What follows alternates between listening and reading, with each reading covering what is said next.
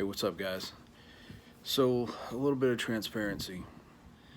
And for some reason, when I sit on my front patio, front porch, I seem to be a little bit more transparent when I do these. I don't try to knock a video out. I just want to talk. Just want to talk to y'all. Been asking myself this question over the last, I don't know, almost a week now. How much do I really trust God?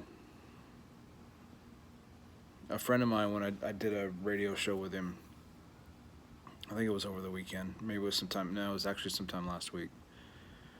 Um, I told him the news that we'd gotten, and when he called me back, he said something that I wish I'd thought of. And he's basically said, "Why are you not giving God the final word? These people can have their word, they can have their say, but only God knows when it's over. Only God knows how this story ends."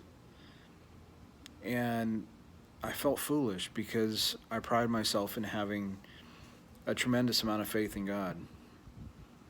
Where my career goes, where my life goes, where our marriage goes, where our kids go. What happens in the future, what's next for us, next home, next vehicle, next job, next city, next, whatever it is. But it seems like I'm almost, I almost accept that the battle's over. And that's a hard thing because that right there tells me that I don't have complete 100% trust in God. You remember the story of Jesus when he walked on water and Peter being called out to him. He was the lone disciple that I think really trusted that he could actually walk on water. But Peter had that 100% trust. So Jesus called to him, and out of the boat he came.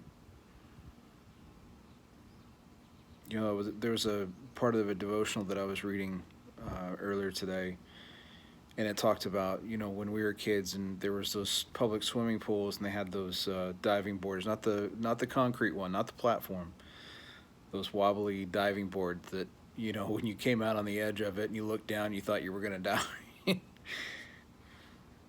And the devotional was right. You didn't want to be that kid that walked back to the ladder and climbed down and sulked your way back to the shallow end.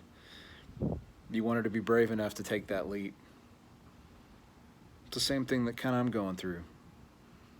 Do I have the trust to leap off that diving board, trusting that God's going to take care of me, that I'm going to land in that water with no issues? This has been a tough week. I'm not going to lie. It's been a real tough week. Being 100% transparent. For those of you that know me or know my story, my mom was diagnosed with stage 4 ovarian cancer last year, which was a complete blow to us. And last Friday, she let us know that her cancer was back and it was aggressive, and chemo was not an option, surgery was not an option, radiation was not an option because it wasn't localized. So immunotherapy is it. And when I say I didn't have 100% trust in God, when the news came, that was when that buddy of mine told me, let God have the final word. The medical professionals can have theirs, but they don't have the final word. God can still do miracles, still does miracles today. Cancer's been taken out of someone's body when the medical experts said it couldn't be done. And I didn't have that 100% trust in God, and I was embarrassed, still am, because there's something inside me that doesn't want this to happen and keeps thinking that this is it. The battle's about to be over. But God still wages war. God still stands with you because he promises he will never leave you, he will never forsake you, and God still does miracles. Anyway, if you're battling something tonight, if If you're battling something this week, next month, next year, God's not going to leave you. But it's up to you to have 100% faith that He is there and that you know it for certain. I love you.